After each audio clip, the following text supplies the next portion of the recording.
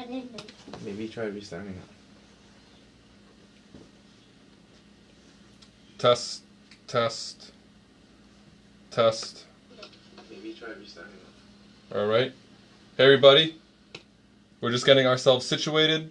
Just give us 1 second. Get this going.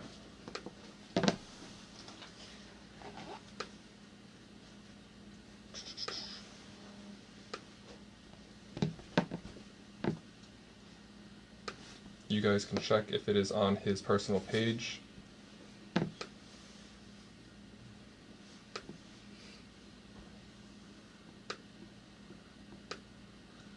Thank you guys for jumping in real quick. We're just getting ourselves situated.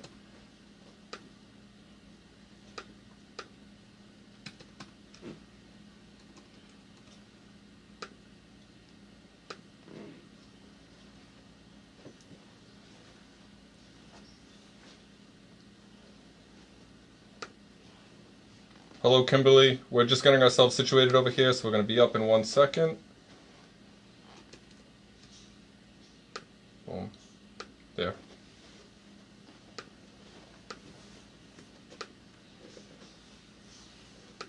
All right. Let's go sit down, guys. You want to go sit down right now? Yes, sir. I think they're ready to hold me Friday. Yes, they do. So, it's your time to shine, buddy. Let everybody know who you are. Let everybody know who we are. Hi, I'm Sibel. And what's your position in the team? My dad's team is the Bolano team, and his name is Jonathan. All right.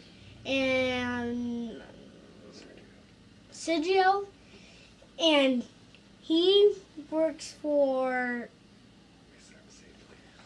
We Serve Safely. Awesome. Awesome. So thank you, Sival. I appreciate the introduction. So as he said, this is Sival Bolano. He is the CCO, the Chief Cuteness Officer of Bolano Home with Lisette and I. I am Jonathan Bolano of Bolano Home over at Keller Williams, as you guys already know. And this good-looking guy right here to my right is Sergio. He is the owner of We Serve Safely. Sergio, thank you for joining us today. Thank you for having me. I appreciate it. For those of you that are watching, first time, thank you for joining us. We definitely have a special guest with us today. This is going a little bit off the side of what we normally do. So we're going to offshoot away from the residential world. We're going to jump into the commercial world a little bit. But if you are watching, do note that we are on Facebook, on Instagram, on YouTube. You can look up everything at Bolano Home. So if you're on Facebook, like us. If you're on YouTube, hit that notification bell after you subscribe to us. So that way you can get notifications every single time that we post up a new video, which is going to be important because things are going to go hit a quick shift for a little bit in regards to hashtag real estate talk. And then we're also on Tumblr, on Pinterest, and you already know that we have our website, bolanohomes.com. And we're going to be coming forward with some more social media networks for you guys, so you do have that capability of seeing those things. Let's see. Today, Sergio is going to be talking about 5 tips of what to look for when looking at commercial properties. First, we're going to jump in and just ask Sibel a couple of questions. So, Sergio, you had a couple of cool things to ask him?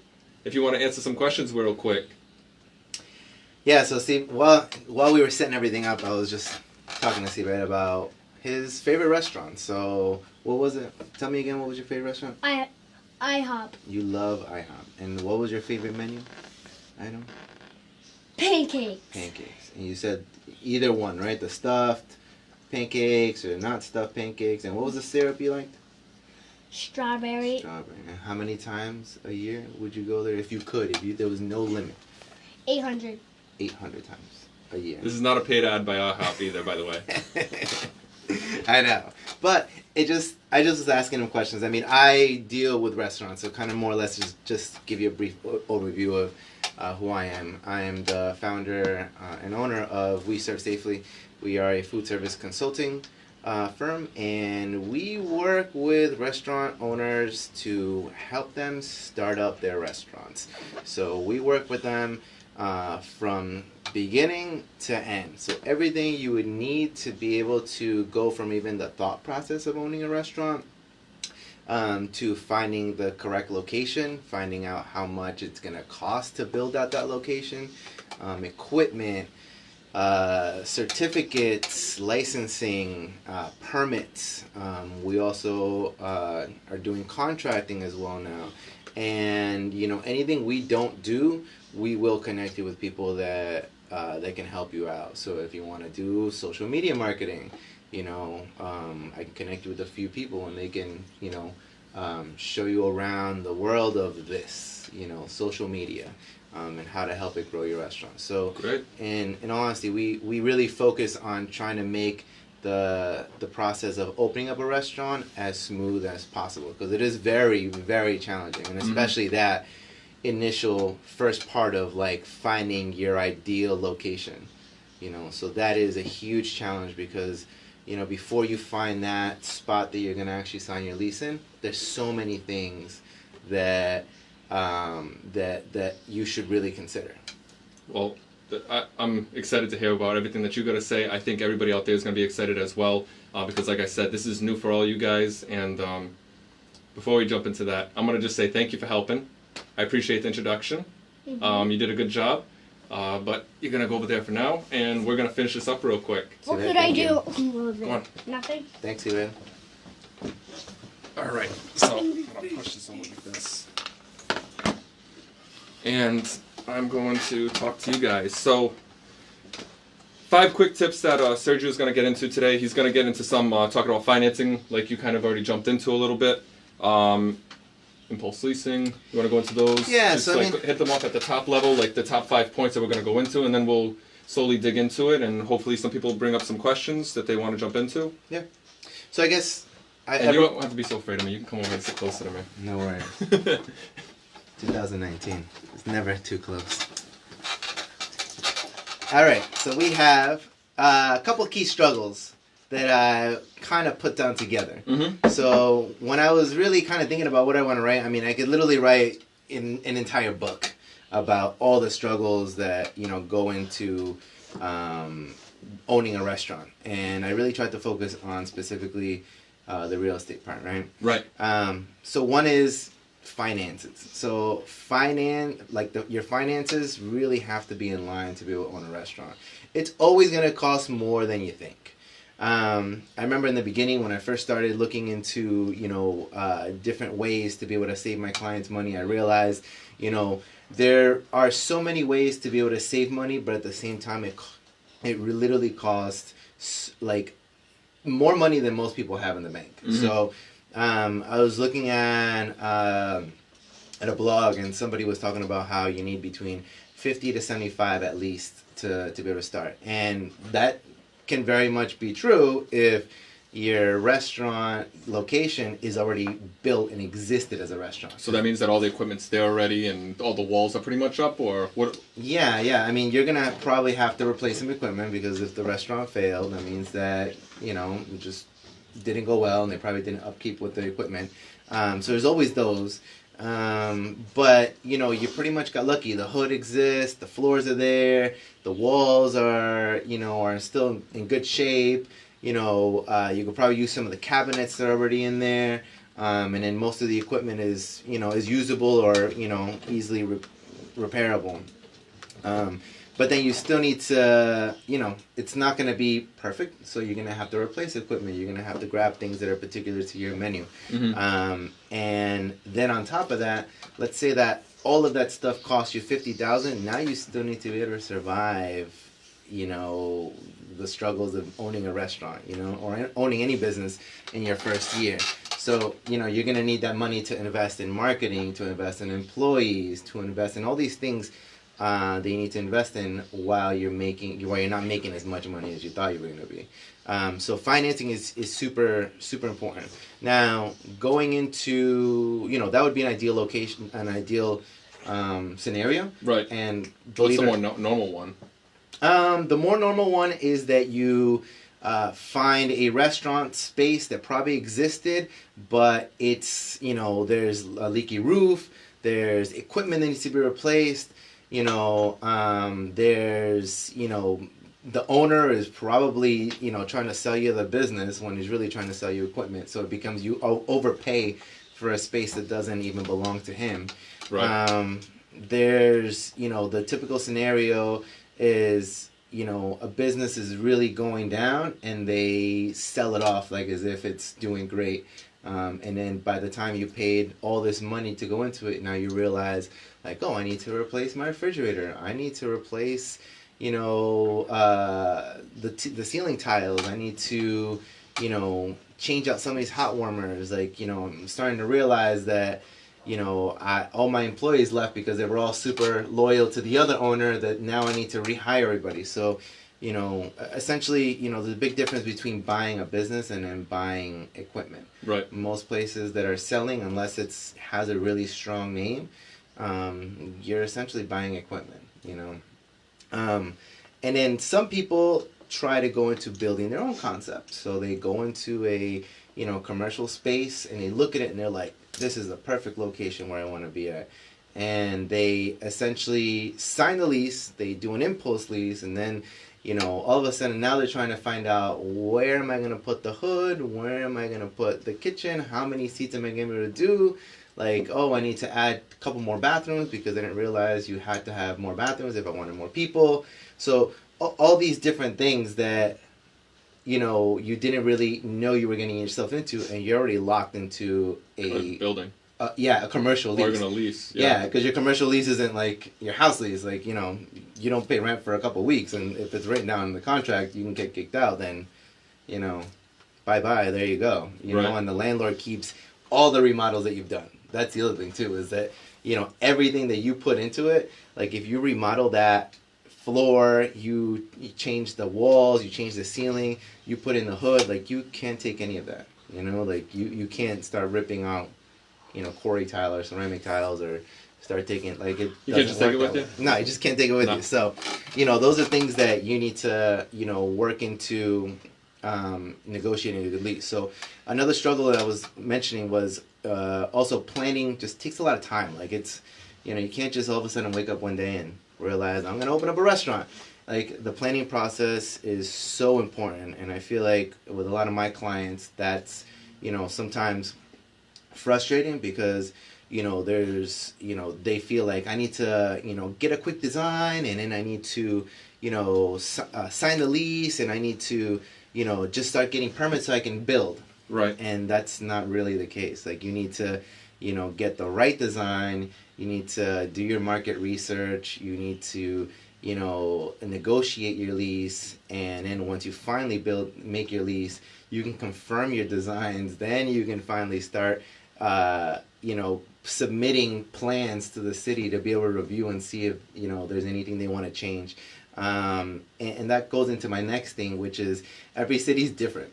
There's a lot of times that I get, restaurant owners that have a friend that opened up a restaurant in, like, I'm going to use the example of Lawrence, right? Right. Because I live in Lynn, so a lot of my clients are in Lynn, Massachusetts. And they're like, oh, well, my friend opened up a restaurant in Lawrence, and it wasn't even half of this stuff that you're telling me. Lawrence is a completely different city who... the way they set themselves up is very different from the city of Lynn, from the city of Boston, from the state of Rhode Island. Every city is extremely different in the way that they want things. Right. I feel like you really need to, learn your local regulation, know who the inspectors are, because they ultimately have the final say in what passes and what doesn't pass.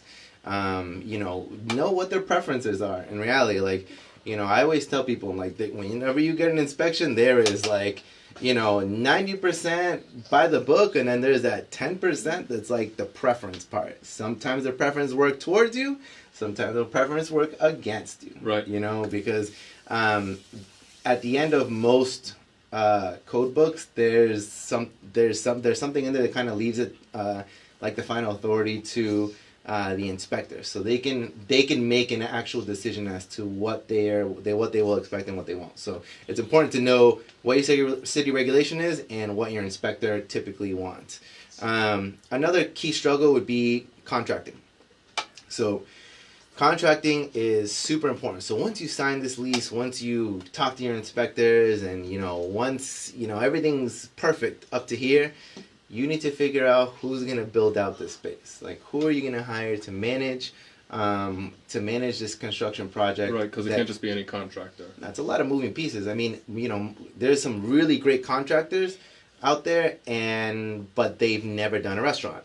And that's a whole nother monster. Mm-hmm. Like, you want to go with somebody that has done restaurants, or somebody that would be able to assist in working a restaurant. So that's kind of like where I come in. So I've never rebuilt a house, mm-hmm. but I've helped open a lot of restaurants, and in that process, you learn a lot of things, and you talk to contractors, and you talk to plumbers, electricians, and all that stuff. So you're able to give your insight from a restaurant operator's point of view, and then the contractor takes that information and puts it actually into action.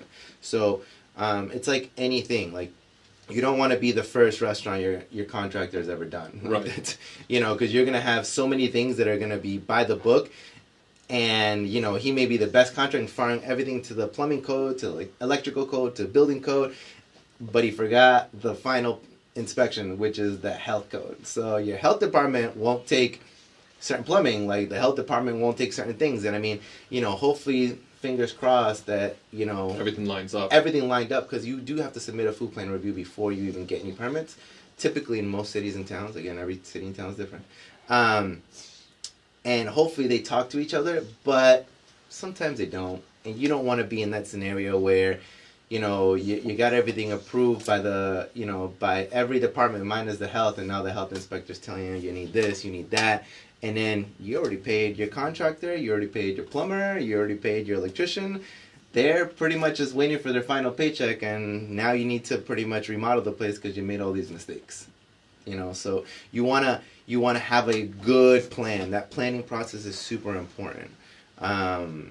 So I think in reality, those were kind of like the 5 struggles that I could, think of that were the most important and the most impactful to me when it came to looking for a restaurant. Great. Yeah. So for those of you that are watching right now, just to kind of line those up into little bullet points for you, the first one that Sergio had spoke about was financing. Understanding your financing, and kind of talking about going back to even like our investors video, which I think was 012 or episode 12. Financing was the number one thing that even they had mentioned. So making sure that you have your financing in order is an extremely important thing.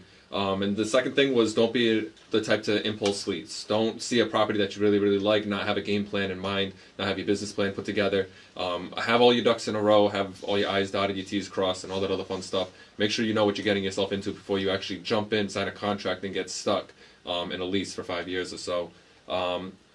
After that was planning, pretty much what we just kind of went into too. So definitely make sure that your plans are in effect. Also, every city is different, so that's where having someone like Sergio on your side is extremely beneficial, because he's the guy that understands these things. He understands where all the moving parts are and where the heartaches are, which we'll dig into in a few moments.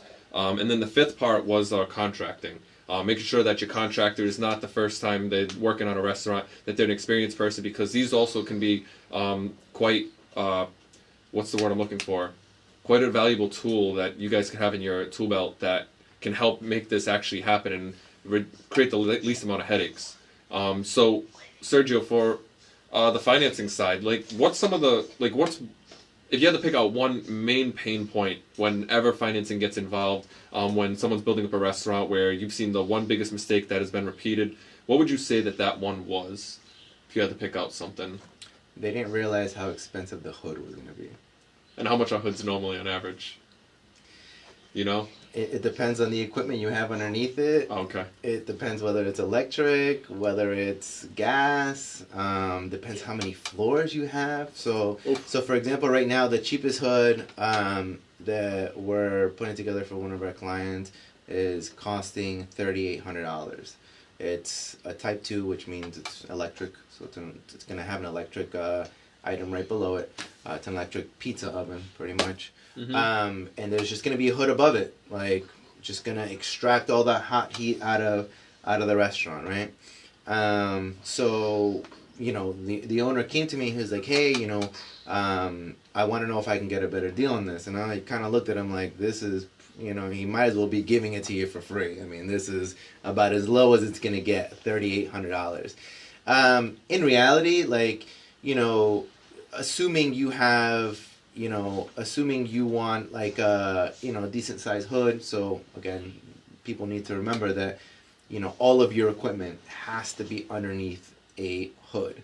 And it can be no more than, it can be no less than 6 inches from the equipment off on both sides. So you have an 8-foot hood, then you can only put 7 feet of equipment underneath it. Mm-hmm. All right. So knowing all this, and then building it out, like if you had only a 1-story building, that'd be great.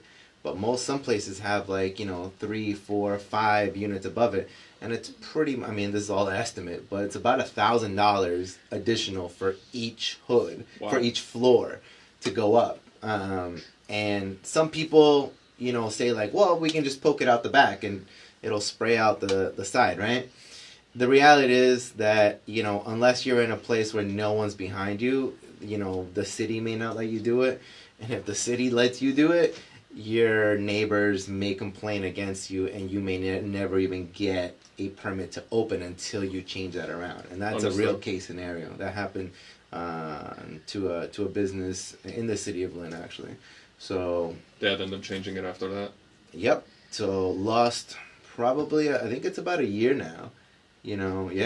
Something close to a year now that they've been trying to open this place, but it's still not open.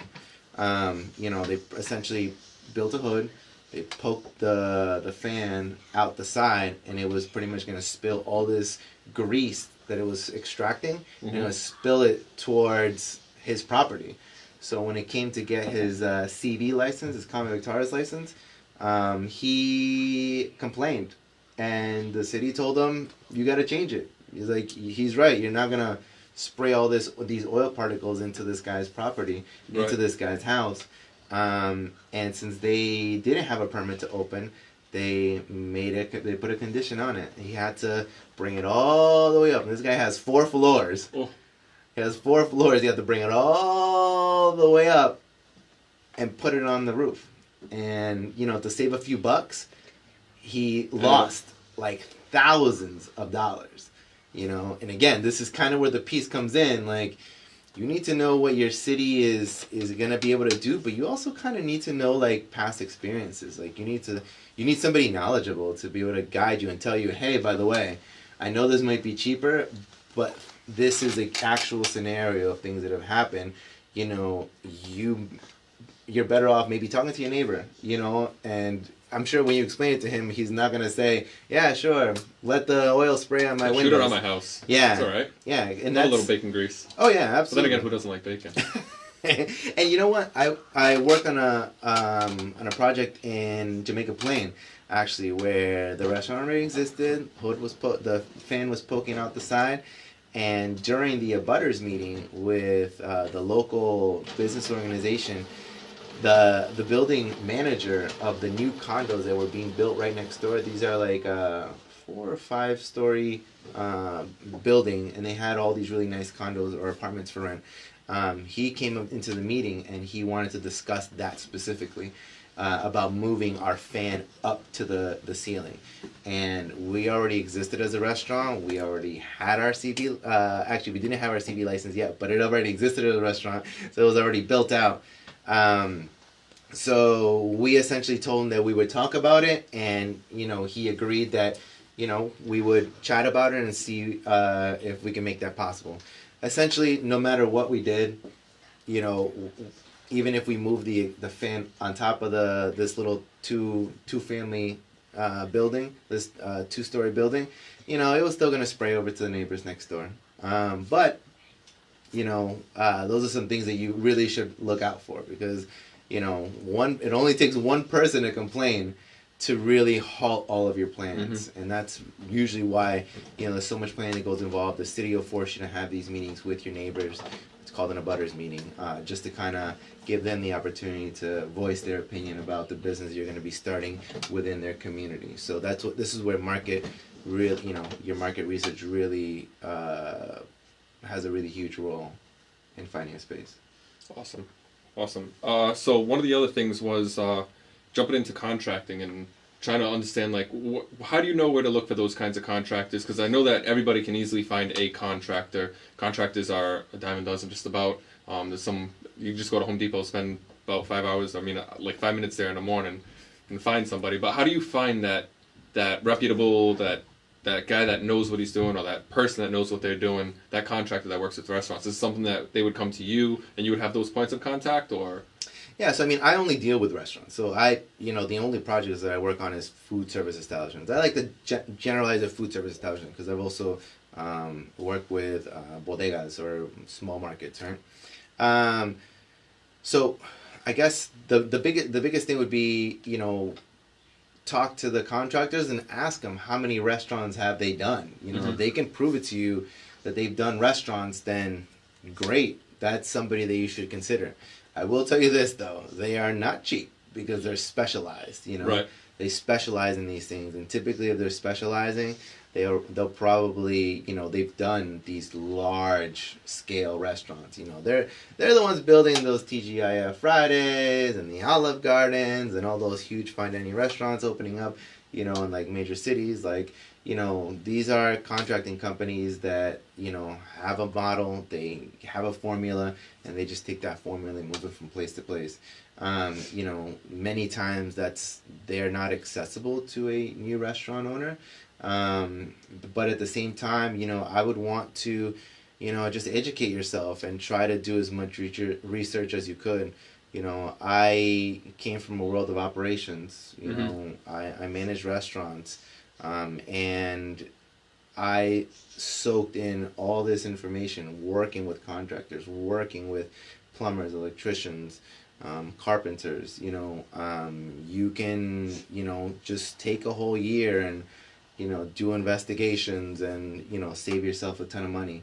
I would, honestly start interviewing contractors, I feel like that's essentially what I do whenever I'm looking for people, because usually contractors, my clients give me the contractor they're working with, Right. I very rarely, get to bring in my own guy because they're working on a budget. So they know a friend who knows another friend who has a contracting friend. So, I've learned to work with, everybody. And essentially, as long as the contractor knows how to build and has plumbers, electricians, carpenters, and all that stuff, like, I can guide them through the rest, and what I don't know, you can easily look up. You have to have somebody resourceful. Almost every code that I can think of is a Google search away, and you can find it in a PDF, and you type, Control F, and you look for bathrooms to tell you how many bathrooms do you need, how many urinals, how many toilet seats, like, do I need to split it? Can I have a unisex bathroom, or do you have to have one for men, one for women? All that's you can research all that stuff. Is it time? Absolutely. Tons of time, but, you want to make sure that you're able to do that. And your contractor will know that basic information already. But, one question I usually get a lot from a lot of restaurant owners is they tell me, what do you think I should do about music? And the first question I ask is, who lives upstairs? Are they residents? Are they, do they own a building? Like, are they living up there, or is it just another business?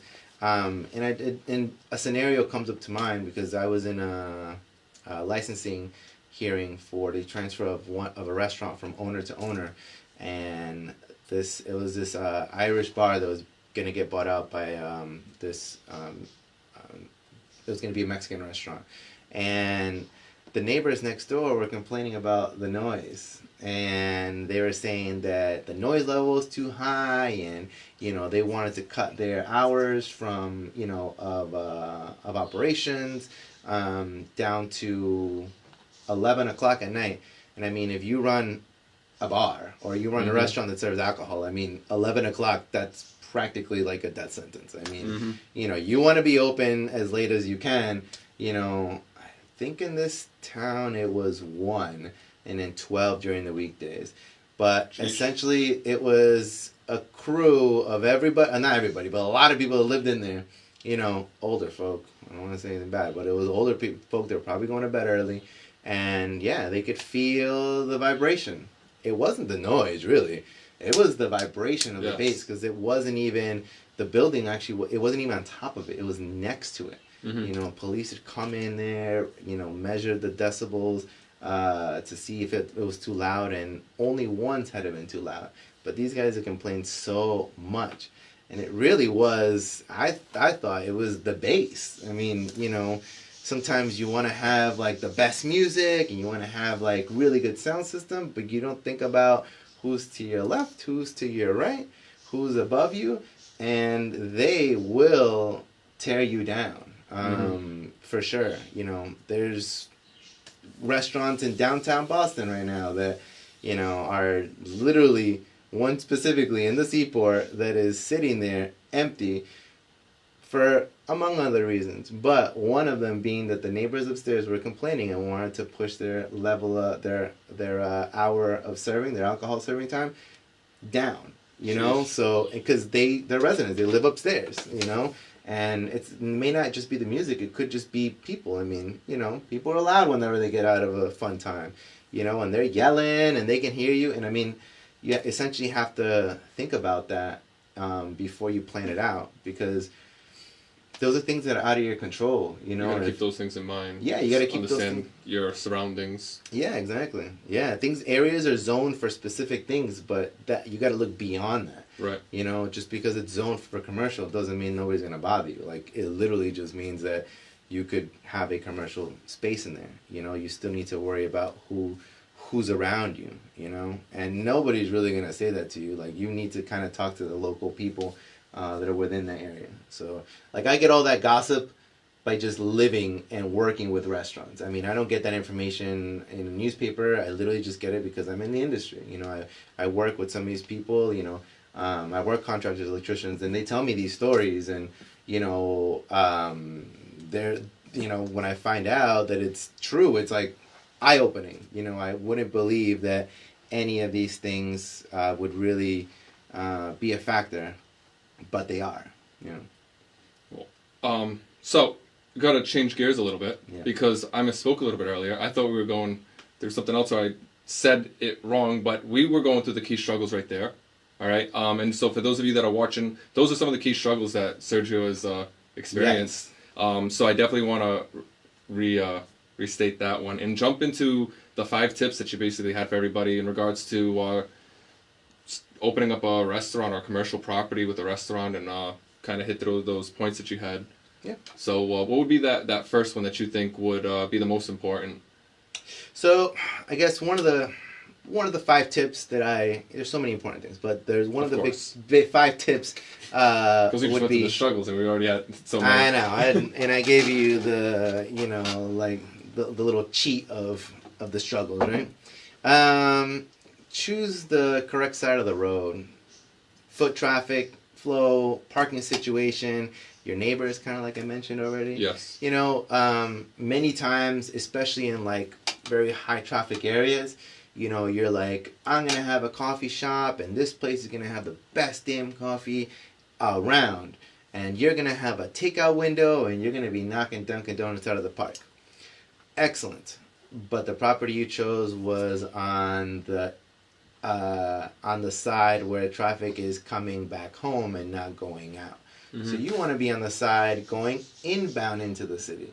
You know, if you think about it, you know, you'll see one Dunkin' Donuts on one side of the road and another Dunkin' Donuts on the other. It's literally because they're trying to catch both sides. They're trying to catch both sides. People don't want to turn left. It's true. People do not want to turn around. And in some main streets, like if you're on like a Bald Hill Road, right? You know, I used to live in Providence. That's how I know Bald Hill Road. So if you're on like a Bald Hill Road, like you gotta go down like a bunch of traffic lights and then turn around. And then once you get your coffee, what are you gonna do? Go back, and you're not gonna do this during traffic time. Believe me. So And I've seen some of the drivers in Rhode Island and definitely Massachusetts. I mean, in the world, they definitely don't want. You don't want to see them taking left-hand turns in the middle of traffic. No. And yes, Massachusetts, that was a shot at you.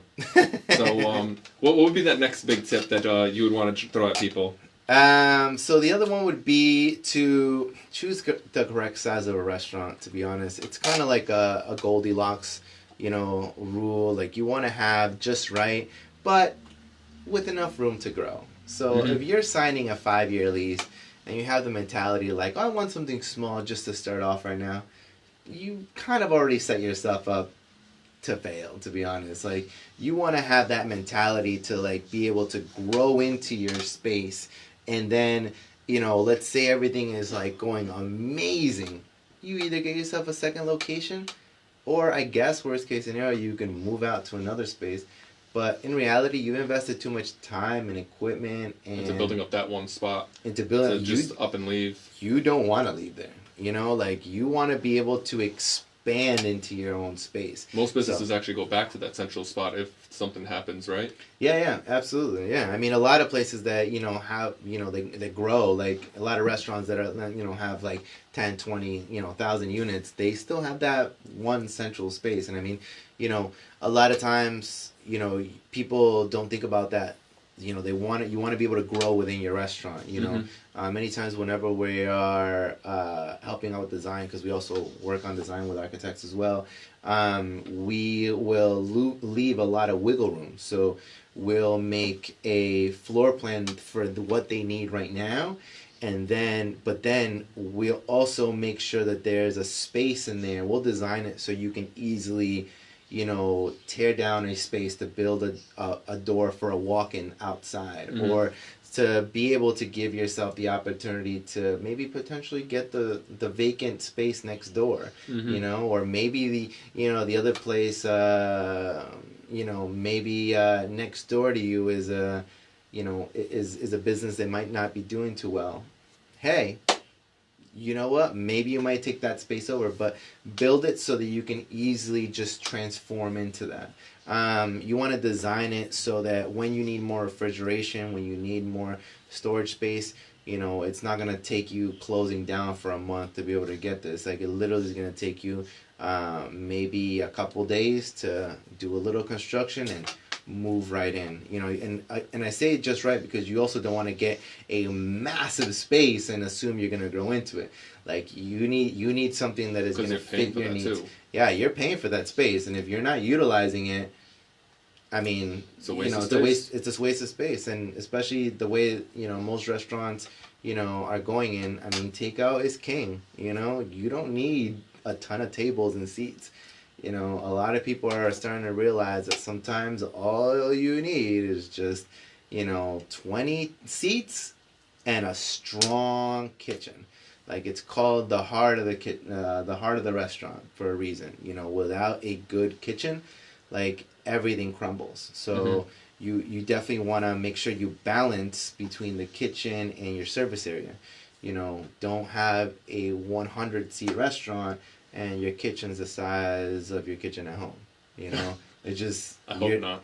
It won't work out. Yeah, I mean, I've seen some restaurants that make it happen, and I'm always like amazed, because it's not a very realistic. And I've worked in restaurants that are extremely tiny, and even though it's a struggle to be able to do it, you do make it happen, but it is a struggle.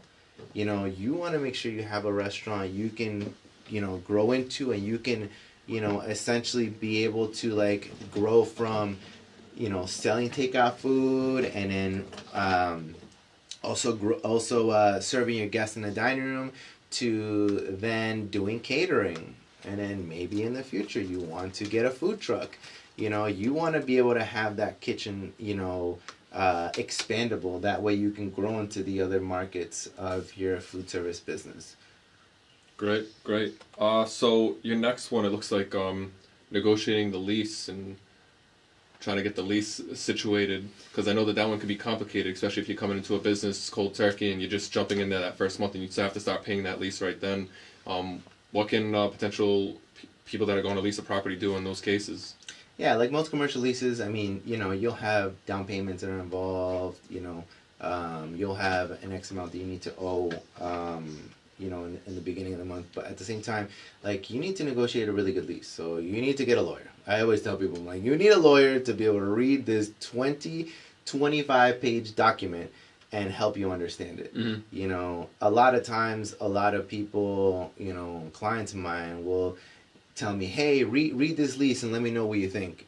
And I look at it and I'm like, how am I, like, I can read the lease, which is perfectly fine, but there's some terminology that I don't understand. There's lack of experience reading these leases. There's so many things that could be hidden in this 25 pages that I could just simply miss. And now I'm screwing you over. So spend the money, even if it costs you a couple $1,000s, get the right help. Like, you have to surround yourselves around the people. So, like, typically when somebody gives me a lease, I take it and I bring it to the lawyer that I always use to sign my leases. Does real estate. Like, he combs through it, already knows what I'm looking for, and pretty much gives me a realistic outlook of what is in here. And if we can negotiate, perfect. Like, one thing you definitely want to negotiate, because there's some things that are non-negotiable. Right. Like, you can propose as much as you want, but your landlord might say, like, I'll go with the next guy. He's a lot easier. You want to negotiate time to build. So there's a grace period. Your average restaurant, if everything goes perfectly, like, if everything went miraculously well, will take you at least 3 months to build. Like, this is like a small cafe, and you surround yourself around really strong people and everything. Inspectors got there on time, like, the architect designed everything perfectly the first time, like, all the paperwork went through, and 3 months. Realistically, like, you could easily be sitting there 6 months, and this is not even considering, like, not even considering if you're going to be getting a liquor license. That could even hold you back another 6 months to a year. So make sure that you are negotiating enough time to be able to make this, like, actually make money. So, if your landlord gives you 3 months, try to literally finish building everything in 3 months. Try to get as much as you can. In my experience, the longest time that I've gotten with clients has been 6 months. But if you're literally taking a space that is has nothing, like, it's literally an empty slate. Empty slate. Like I said earlier, there's certain things you can't take with you, like the hood, the floors, the ceilings, and the walls. And I say that because if you have a food service establishment, there's specific floors that you need to have. There's specific materials of walls that you need to have. If you have a drop ceiling, that's great, but the ceiling tiles, can't be the acoustic ones like we have here. Like, they have to be a washable surface. So all these different things, if it didn't have it has to have a drop ceiling, one of all. So if you're putting in a drop ceiling, what are you gonna do when you leave? Take it with you? You can't. And some people say, like, oh, take the hood with me, I paid for it. Sure, but the hood is now part of the establishment. Yeah, I mean, it's the fan in. probably. Yeah, I mean, even if you take the fan, I have a client right now who we're moving to another location, and we're trying to take the fan. She just wanted to take the fan and take the hood with her, and in reality, the fan's only worth $1,500, and the hood itself is only worth $500. Like, the big expensive part was actually mounting it. And I got an estimate for 2 things, not even just mounting it, like dismounting and then mounting it again. So we literally saved no money. So we're leaving it right there. There's some people that tell me, like, oh, I have a friend who gave me a hood, and I'm like, great. If it has a bunch of holes and it wasn't built for you, it's probably going to be more of a headache than anything else. So you might as well get a new one by yourself. You might as well get a new one. I mean, you can find good deals. All right.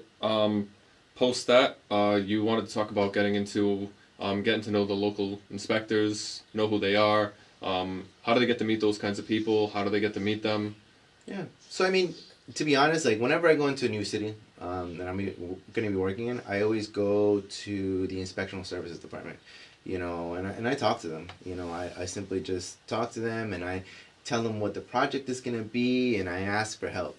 there have been a couple times when I've walked into an ISD and inspection service department, and I've been talking to an inspector, and they literally tell me, like, you need to get somebody, you need to get a consultant to work on this. But that's very, that's very, very few times that I've experienced that. Many times, inspectors don't want to go to your establishment 29,000 times and tell you, you need to change that. They rather give you a checklist of the things that they're looking for. A keyword, they are looking for. Mm-hmm. That way you get it right the first time. So, be very open about your concept. Don't try to trick them, because, they have the final say. If they feel deceived, that's it. Like, it's going to be a long road. You want to make sure that you create that really good relationship. So, health department, know who they are, know what the local food regulation is. Okay, that's really, really important. All right, every city and town is a little different. Know who, like, what does your plumbing inspector think of? Plumbing in particular can be kind of sort of tricky. I tried to put in a, what do you call those? It was like a drain pump, because we didn't want to dig underneath the ground, because there was no basement, it was just concrete. So we wanted to pretty much put a little pump underneath the hand washing sink and throw it up and through the ceiling, and then have it go across the restaurant. And we've done it in a few towns, and we went to the town of Framingham, and we got a big fat no. We had it all built, and we were ready for our inspection, and we pretty much had to scramble. Luckily, we were able to find a solution, that only took us one day, but something that it was a gray area that we kind of got away with in many places. Like, we weren't able to get away with in another spot. So again, now I know, like, that's a preference of his, and he will not let it slide for any way. Because his understanding of not being able to have access to a drain was different than, my plumbers and mine and other inspectors in other cities and towns. So definitely get to know who they are, know what their preferences are, for sure. Cool. Oh. Yeah. And the other one was, I wrote that in there, actually, I saw that. So get to know who your inspectors are, but also get to know who your neighbors are, like I mentioned before. Mm-hmm. So I read this really funny article about signage. So there was a restaurant in Keene, New Hampshire that has a pho restaurant. So PHO, pho. And they are located in Keene, New Hampshire. And they think their restaurant is great. So they named their restaurant Pho King Great. Oh, that place. Yeah. And the city did not want that sign posted up. And they fought it, like, literally for the longest time. And it isn't until January that the city finally approved it. And I think they still made edits to it. But, just, again, get to know them, because talk to whoever's in your planning department and let them know what you're planning on doing, because they might have this experience and they might be able to tell you, like, funny sign, but you may want to change it, so it's not going to work in this specific location. Oh yeah, I mean, cities and towns, like, if you walk through most areas, like, you need to get a sign permit, because it'll tell you how big your sign can be. It'll tell you, sometimes they don't even tell you, like, what color it has to be. Like, you can't have an X amount of signs. Like, sometimes they can only be one size, and that includes decals in the windows. Like, it's a very regulated thing. Mm-hmm. Do some places still have crazy signs? Absolutely. But that means they just haven't gotten caught. So you want to make sure that you also get to know that local area, and talking to your inspectors is super important. And that last piece I put in there, become part of a local business organization. So in my local area, I'm part of the North Shore Latino Business Association, which has a really strong influence in the city of Lynn and in the North Shore, north of Boston. But in Boston itself, like, you're actually required to become, to be a member of a business organization in your local area. So I think there's like a certain square footage or a certain square miles that every little organization is there, and they'll pretty much have like a pre-abutters meeting. They'll approve your idea, and then they'll sign a letter of recommendation to the actual city or town, Nice. saying that they agree with this plan, and they've hashed out some of the issues they had, and then they have your blessing. Wow. Yeah, that you have their blessing. Sorry. That's great. So yeah. So I know that we're cutting it close on time, but I think I do want to dig a little bit more into your role and what you do with We Serve Safely, because you've provided a lot of great tips. But dig in a little bit about what your day-to-day kind of looks like. What do your clients usually look for from you? And then what would you say, I mean, and I guess this goes hand in hand with, like, what is your specialty? And then we'll close that up in about 8 minutes or so. Yeah. So what a lot of my clients come to me for is questions, lots and lots of questions. So I spend a lot of my time, talking to clients about what their ideas are. So I usually try to get my clients from the early process. Usually when somebody gives me a space that they've already been leasing for 6 months, and they have half the work done, and they're like, "Here, help me out." Is it challenging? Sure. Is it doable? Yes. But that means I'm going to require maybe more finances than you were expecting to be able to fix some of those errors. But a lot of clients usually come to me for help on best practices. They help on recommendations. I mean, we do equipment dealing as well. So we are dealers direct from the manufacturer, a couple companies out in New York and New Jersey. So we can also provide like a list of all the equipment you're going to need at a very affordable price, because we're not storing anything. Like, we literally see your plans. What do you need? We'll show you a price. You say yes, and we bring all that equipment and install it into your space.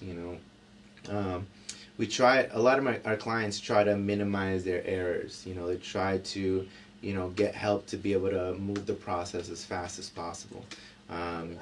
We essentially want to, open up the restaurant as quick as possible so you can start the hardest part of owning a restaurant, which is actually operations. Because this part that we're talking about is literally just the cream of the crop. It's like just the top, and there's so many other things that go along with building a restaurant. The last thing you need is to struggle from the beginning, and then you're finally ready to open, and now you're out of money, you're tired, you're exhausted, and you spend so much time and resources into building the place that you forgot about hiring the right people, and you're scrambling to do that. So again, we try to make this opening part as quickly as possible so that my clients can worry about hiring great people. They can worry about getting great prices for food vendors. They can worry about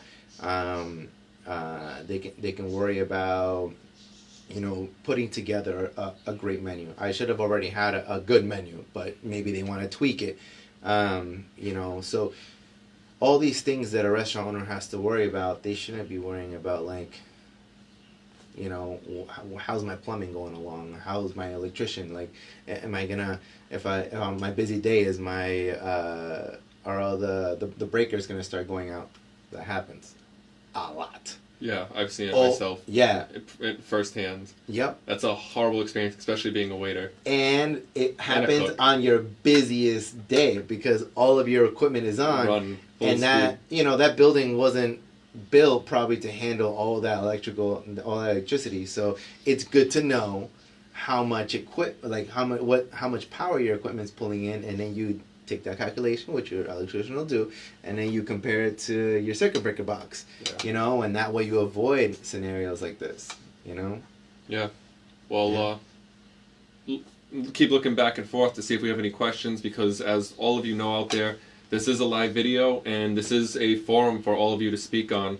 So for those of you that are watching, definitely drop your questions below. I know many of you, though, end up watching these videos afterwards. You hit the notification buttons, and I know that you've been contacting me because you've been appreciating the content and such. So I'm happy that you guys are liking this. But for any of you that are watching this right now, definitely drop a comment below. One of the things I'm going to dig into is quickly, Sergio, that's a lot of great content.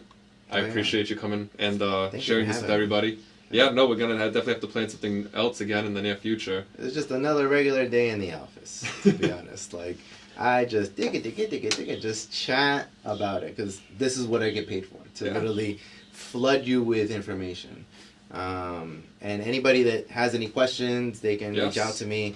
You know, they can send me an email. It's s.espinoza, ESPINOZA, at weservesafely.com.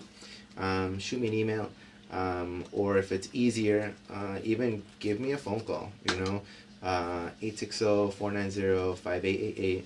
It's more convenient for me. I wasn't a big fan of it, but I'm a big fan of WhatsApp. So if you have WhatsApp, send me a message on there, a voice message, you know, we could just chat about it, you know, and, you know, take it from there. You know, I really like to I love to hear what people's ideas are, because nothing's impossible. You just need to have a good plan for it. And I think I love the challenge of it. Like, this is like super fun for me, just to find pieces to this puzzle. So definitely feel free to reach out. Also on my Facebook, We Serve Safely. And then we also have on Instagram at We Serve Safely, and Twitter at We Serve Safely _, because they told me somebody took the We Serve Safely on oh, really? Twitter. Yeah. Oh, no. Who knows? Oh, well. I don't know who they are, but you have to just report their page. No, don't do that. So your email address was s.espinoza. Yes. At weservesafely.com. Yeah. And or 860-490-5888. Yes. And you can send me a message on WhatsApp or send me a text. I got that comment right there for you guys, so you guys have all that information. Yeah.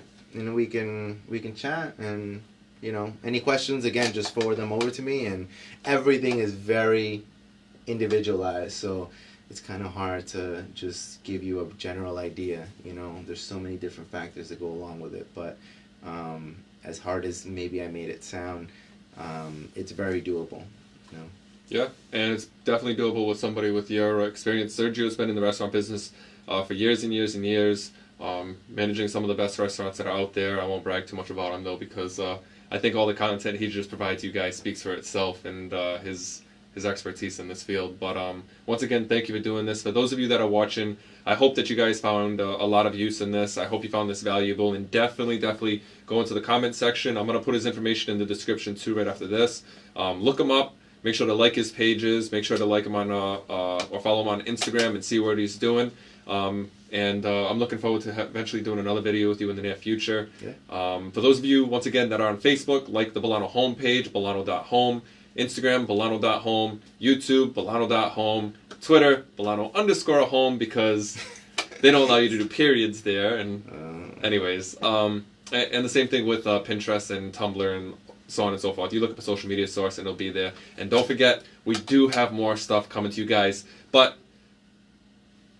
on saddened heart a little bit, I do want to let you guys know that hashtag Real Estate Talk is going to be on pause for a period of time. I have a lot of stuff going on with the real estate world, so because of that and the clients that we're trying to meet with on a regular basis, we have to take this and put it on hold. That does not mean that this is over. There will be hashtag Real Estate Talk back, but we're going to be doing pre-recorded videos, so you guys are going to continue getting content. They're just not going to be on Wednesday at 6 p.m. for a short period of time, and once things turn over, then you'll start seeing these, and I'll start posting this up again. But I think this is a great way to end the first part of hashtag Real Estate Talk with a guy like this right here. Yeah, y'all have a great night. Thank you for joining. Love you guys. And definitely like, follow, comment, share, the whole nine. We'll see you guys next time. Take care. Later, guys. Bye.